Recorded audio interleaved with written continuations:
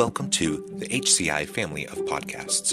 We're your source for personal, professional, and organizational growth and development.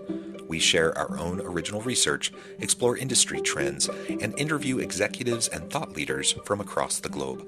Join us for practitioner-oriented content around all things leadership, HR, talent management, organizational development, and change management. Maximize your personal and organizational potential with the HCI family of podcasts. Maria Kellis, welcome to the conversation today.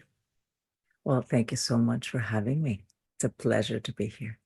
It's a pleasure to be with you. You're joining us from the San Francisco area. I'm south of Salt Lake City in Utah. And today we're going to be talking about aligning your career with your personal goals. This is a really important topic. I think we all strive to find meaning and purpose in the work that we do. We spend so much of our waking hours doing work, in our careers.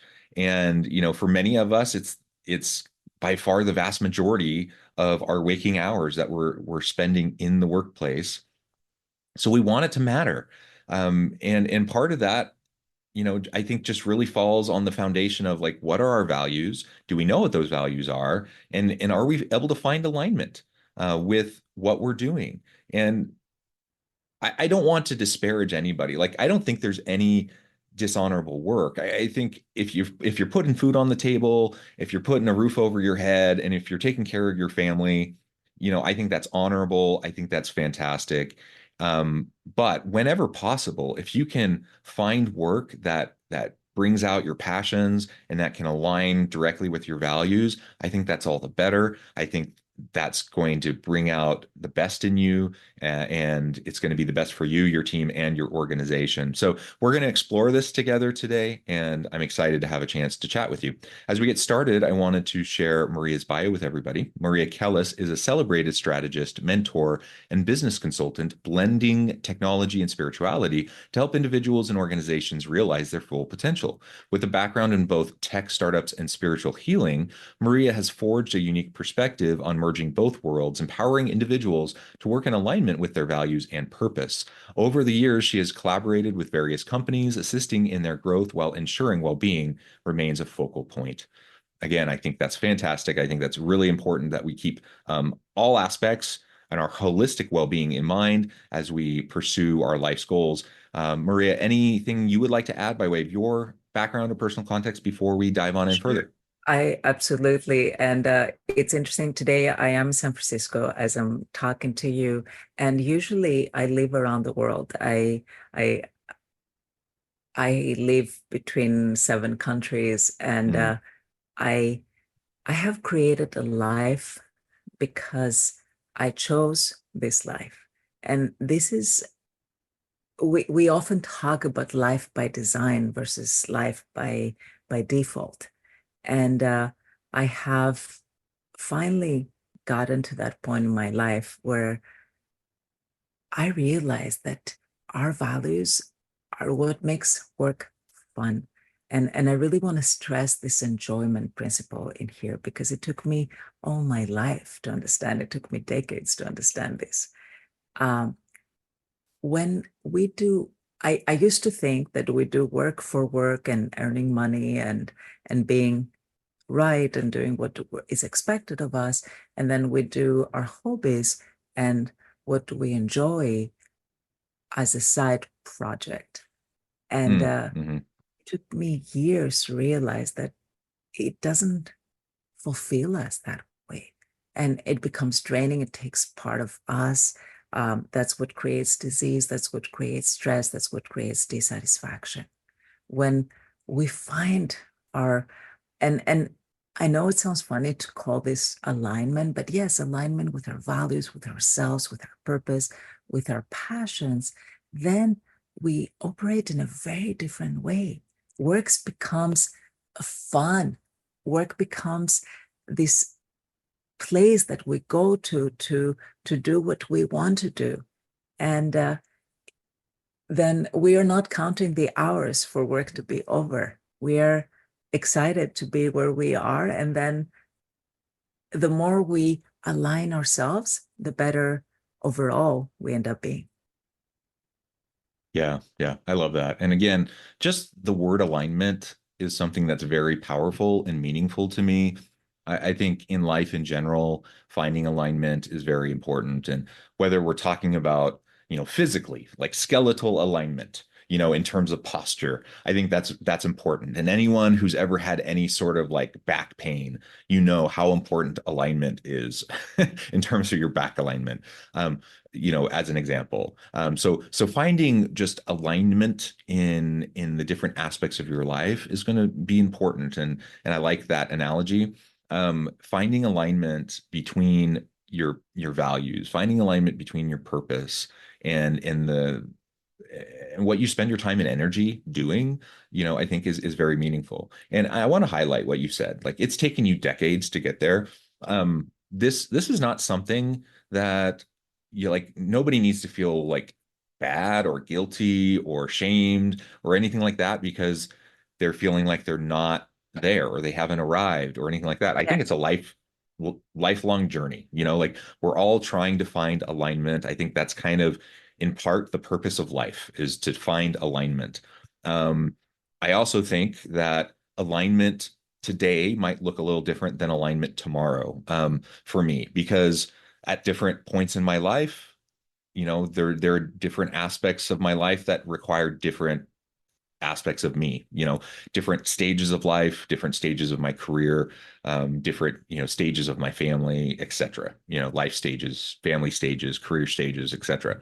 And so alignment shifts just like my life stage shifts. And I think it's an ever ongoing process that we practice self-reflection. We try to find that alignment and just the exercise of trying to better understand who we are, where we're at, where we're going. I think all that's super powerful. And I just love it. So I think going And through that you, process and you brought trying up to figure that out is wonderful. you brought up a very important point about everything is shifting. The only constant in life is change. And when it again took me a long time to realize that, but we are always, as humans, or at least I used to, always try to hold on to this perfect picture of what life should be like, and trying to get there. And I realized life happens in the moment. It happens, and constantly that moment is shifting. So change is part of life. There's a great wise man called Buckminster Fuller from the last century, and he's talking about something called precession. This idea that bodies in motion always attract what we want. And I knew this, and it took me again years to find out something that could show me what that means. Like, so I could put words into it and I could practice, because all these principles that we will talk about today, they're very sometimes can be esoteric, Mm, and they're very deep. And I believe that what people need are very practical applications, tools that they can use today in their lives so they can be a little bit more in alignment. Because I can tell you, when I started on this journey, people will say, "Oh, you just need to love yourself more and to be more in balance, and to accept yourself, and I was like, what does that even mean? I don't even mm, know where to begin to start." So, when we talk about alignment, what it means is that we know ourselves, we know our value, we are what we say congruent. Congruent means that I know that I like to be healthy. And so that means that when I have the opportunity to do something good for myself, then I choose that. If I have the mhm, choice between eating salad or eating a very highly processed meal that is probably full of something that I can't even pronounce, I'm going to choose the salad. And that is many, many choices that I make. So we can choose what is our values. we really choose that. And if it's not our values, we'll know really quickly because we'll say, well, it doesn't feel good. Well, then it's not aligned. So use yourself as the person, as the measure stick. So Mm. if being healthy means that you feel good about yourself, then great. If if you feel miserable and you are absolutely stressing out about doing things right and you're creating conflict in your life, you're not in alignment. Don't kid yourself that, oh, I'm following all the rules. You're not doing this right. So go back to what feels right. And we are very smart people. And at the same time, we're human. And this takes care of both of our sides. You were asking me a little bit about my background. Well, I have 3 degrees from MIT, mechanical engineering, the Sloan School of Management, and a joint master's in product development. I even worked at the MIT Media Lab. So I come from a world of exact technology, science, and it took me many, many, many years to understand that there's more to being human than just that, just being smart, just achieving. We now with the AI, and it's a very relevant conversation because AI is just starting. Whatever we were seeing that in the 90s with the internet just starting, we're seeing now with AI just starting. And it's becoming a part of our lives more and more. And it's only going to accelerate. Jobs that we used to suffer through, at least I suffered through a lot of things. And now they happen in 5 minutes with AI. And our Mhm. job is to find the tools that will help us facilitate and accelerate our our menial tasks almost so we can really be ourselves. So the more we are being asked to be ourselves, well, the more it becomes relevant to know who you are and to be in alignment with yourself, with your principles. People are scared, oh, will AI take over the world and take over my job? The answer is absolutely not. When you're becoming the best version of yourself, the most valuable version of yourself, then AI has nothing on you because it's just a machine. It's almost as if you're asking, well, will the calculator take over my job? Well, if your job was to do addition, probably yes. But if your job was to check numbers and make sure that everything happens correctly, it won't. It cannot Mhm. Mhm. because you're not replaceable. And this is very, very important to realize. AI is here to help us. AI is here to improve us, to accentuate us, to accelerate things. Well, who are you to accelerate you? Because we accelerate you in the wrong platform, then you're probably going to fall off the tracks because you're not balanced enough to stay on track. Yeah, those are some really fantastic points, and I want to highlight, again, this alignment piece that you've articulated in relation to AI too. Like we often talk about AI will take over the menial tasks, the repetitive tasks, the things that we don't like to do anyways, right? The parts of my job that I would rather not do, it can be automated. I can have AI do it, whatever, right? In fact, I think that sounds really nice that they don't have to do those things anymore. We often frame it as like the non-human things, like it'll free up time for me to do the more human things, so the less human things, technology can take care of. And so I think about like what makes me human, right? And that comes back to these values, like in this alignment. Um, I just yesterday, I forget the gentleman's name, but his book just came out in the US just last week. Atomic Human is the name of the book. It's all about AI and society, and the general premise is exactly this. What does AI mean for the future of humanity and for society, and what piece of humanity is always going to be there that can't be taken over by technology. And that's an ongoing question and debate. And his premise is essentially we have no idea.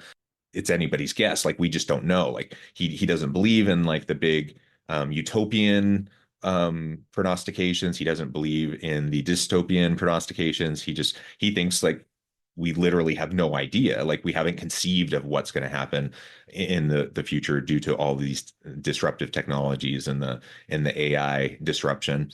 But it all comes back to this innate humanness in this alignment of our values. Bringing it back to the workplace as well, in the academic research and literature around values, there are these constructs that we look at around person organization fit, person job fit, values congruence. These are very specific constructs and terms that we use in the organizational space, in the organizational psychology space, to get at exactly what you're talking about, just specifically in the organizational context. And there's tons of research to back this up. So lots and lots of academic research that shows when you have higher levels of values congruence, work organization fit, person organization fit, team organization fit, etc. Like when that congruence happens, when that alignment happens, it leads to all sorts of more positive outcomes for everybody, for the individual worker, for the team, for the organization, for the customer, for innovation, for, stock value, for like everything, like all the different things that you want to have happen, improve when you have better alignment. Not to mention, just on a human level, the individual has more satisfaction, they find more meaning and purpose, they get more excited, they have more motivation, like all those things. And so there's like from a business case perspective, like there's zero doubt in my mind that alignment is key. From a human case perspective, there's zero doubt in my mind that alignment is key. Like we want and we need alignment. And so leaders need to be really thinking about this. Like, how do we find alignment? How do we hire for alignment? How do we, once we get people on the team, how do we manage and lead towards alignment? How do we train and do performance management towards alignment? How do we support people to do their own like self-reflective practices towards alignment? All of this, I think, needs to really be at the forefront of what we do as leaders because it matters. It matters a lot. Yeah. I've been in the startup space most of my career, and I always mentor and support new startups, and um, I'm always involved in spaces. I'm part of this ecosystem where organizations grow. There's a choice point always for somebody. Are we going in this direction or another direction? Um, we uh, we were discussing about the difference in um, in the startups in Thailand, for example, where the culture is don't make mistakes, Yeah. to um, Vietnam, that is closer to China, where it's go big or go home is the Mm, battle principle. And and we realized that this means that we are producing more startups Vietnam and in countries where people are willing to replicate this model of go big and go home. There's no shame in failure. Just keep doing this. You'll get it right. And even though it sounds really good on paper, in practice, how do you take people who come from a culture that may not reward this risk-taking behavior and still allow them to take risks? And it's by finding the things that matter. So when we find what does it mean to know yourself? What does it mean to be self-aware? Well, it means that you accept and know your strengths as much as you accept and know your weaknesses. mm. One of my strengths is that I'm very creative, and one of my weaknesses is that I'm very creative. So it means that I love to be challenged. I love to be excited. I love adventure. And at the same time, that means that I get bored very easily because Mm, once I master a skill, I'm like, okay, I'm done. Let's go to the next one. And uh, and so that means that I have to challenge myself to be creative. I have to introduce new concepts and new ideas. So one of the reasons, for example, I love working with leaders is because every new problem becomes my new problem. And then Mhm. I get excited again. And then I'm like, well, let's solve that. And so I don't get bored this way. And there's this variability in humans that I find fascinating. And so I get very, very fascinated and interested, and that makes my job fun. So I love what I'm doing. If I if I find too many patterns, then I just create a a model, I write it down, and then I create a class around it, and then I get and find new problems that I haven't solved before.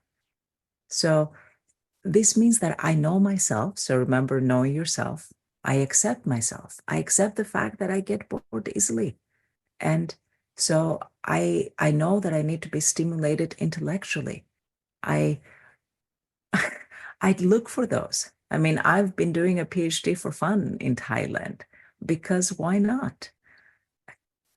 I like to be challenged. And I am trying to always find things that stimulate my intellect because I know that I'm a smart person. I can't sit around doing nothing. And that works for me, but that may not work for you. So, what is it that works for you? This is the real question. When we talk about leadership, I always say leadership starts with self leadership. Mhm. You manage yourself. Can you lead yourself first? Because whatever you have in yourself is how you lead people. When most people, when I get hired and there's a high level executive or a C-suite executive, like usually their problems come from themselves first. Yeah. And are you a match to the organization? Are you having some personal issues that have never been resolved, possibly, and you really haven't, that you're bringing up to everyone in your organization and you're trying to hide behind those? So, as we do this, we are creating this new paradigm where we are doing what we want to do. We see people who quit successful jobs just because they're not happy. And if their unhappiness got to that point where they just needed to leave, then I am like, okay, great. So have you created the new step for you? And more than that, we see a lot of people getting sick with weird diseases, right? We have a name for all these diseases that make no sense anymore because we're trying to explain, well, it means that you keep forcing yourself to do something you're not aligned with, and you're trying to justify it, and your body keeps saying no, and you're ignoring it. So eventually your body says, okay, you're not listening, so I'm going to speak louder. And then you're Mhm. like, oh my God, I have this weird disease. And well, the disease will go away and disappear as you're aligning with what is your purpose. I'm in San Francisco today because it's been 20 years since my weird disease appeared. And and the doctors are, and I've been part of a research study, and they're like, we see no evidence of this disease anymore. I mean, we see evidence of the past, but not anymore. And it's like, they don't want to say it's amazing, but they say it's remarkable. And I just smile and say, yay, because that means that I am finally over the part that created the disease in the first place. And I have seen people who trade their health, and I was one of them who traded our health to be successful in something that was not the right thing for us. Until we find it, we're just going to get more and more sick, more and more miserable until something breaks. And the fact that you're resilient and that you can keep on doing it does not mean that you're successful. It just means that you're good at tolerating pain. So That's a good point. when Yeah, I I go oh, ahead, go go ahead. ahead. Oh, I was saying that when I was in school, like they will tell us that it was a badge of honor to pull all-nighters to work really hard. Yeah. And it's almost if something wasn't working, the modus operandi was, okay, work harder on this. When in reality is work smarter. work more aligned with your principles, your values, who you are. So then it becomes not work that is hard, it becomes work that is fun. So you're not burning out. Burnout is a real issue in our society. And people don't talk about it because, well, the people who burn out just go away. But that's not what we should strive for. People who go away usually end up being very sick and end up being very disappointed themselves. Yeah, so many great points. And maybe I note the time. I'm going to have to let you go here in just a minute, but maybe the last point I'll just make to reiterate essentially what you've been talking about, and that is, we to know ourselves. That's the first step, and that may sound obvious, but that's not easy to do. I think we often think we know ourselves, um, but everyone's heard the onion analogy. You got to peel back the layers. You got to peel back, peel back, peel back. And when you think you've peeled all the way back, peel back some more. And I think that's a lifelong journey as well, just like we were talking about earlier on in the conversation. And there are so many layers put on us just through society and the norms around us and expectations put on us by those around us. So we may very well think that our values are XYZ because that's the context we live in. That's, our community says those are our values. Our family or just the norms around us say those should be our values. And so we think those are our values. And we may live according to those values, but that doesn't necessarily mean those are actually our values. We won't know that until we start to peel back the layers of ourselves and until we really start to do the deep work and the deep self-reflection. And that actually is hard and it's a little scary sometimes for people to do that work. And so it's not so simple to just say, just know yourself. Like that's actually hard. That's hard work. That takes a lot of time and energy, and it takes consistency. So I'll just reiterate that. I think that's a really important point and something we all can start doing today. Journal, do meditative practices, mindfulness practices, just make that a part of your daily work. Yeah, And and and and and we can actually think of it as discipline. You yes, can actually think of your practice as work. yeah, When we I know firefighters, for example, or soldiers, part of their work is to work out. Why? Because they know that it's essential for their jobs to be in top shape. Well, what is essential for what your values are? So is it being healthy? Well, for me, being healthy is essential to my work. Like I need to be able to perform in high yeah, level around the world, and there's no time when I can be off, especially as a speaker. I can't just be having a bad day and just shut down. So in those times, I need to have practices that allow me to be in the best shape that I can be always. If it may seem easy, but leading a group, for example, for multiple days can be draining because yeah, I need to be on and I am the center of attention. So there's no point where I can start like not being present. So this is part of my job. So I consider exercise, I consider mindfulness practices, I consider practices that allow me to be um, taking care of myself. Even massages, I consider that a part of my job. And hmm I don't feel guilty when I have massages. Part of the reason I live in Asia is because they have the best massage.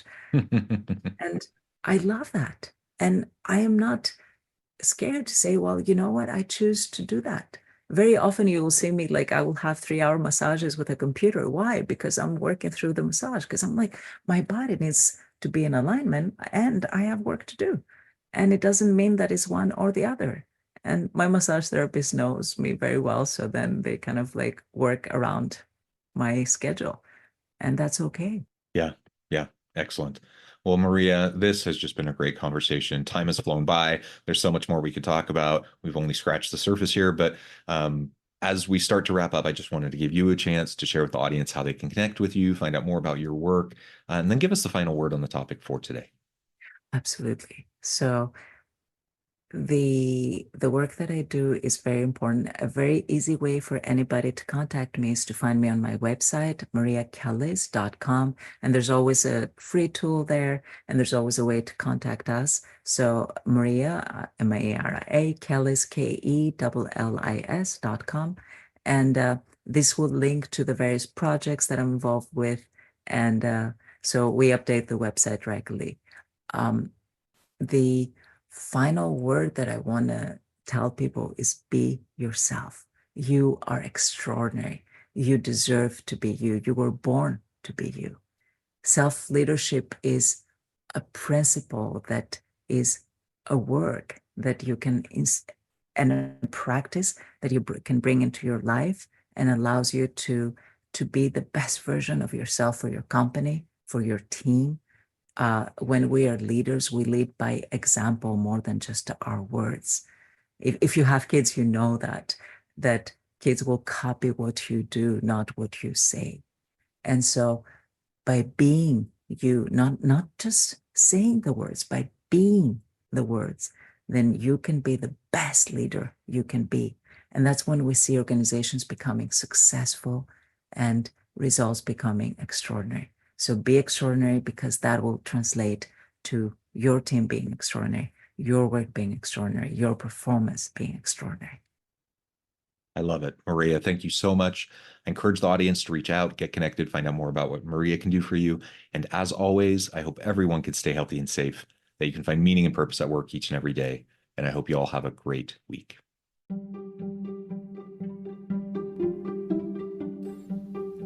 Thanks for joining us for this episode of the podcast. We hope you stay healthy and safe, and please join us again soon.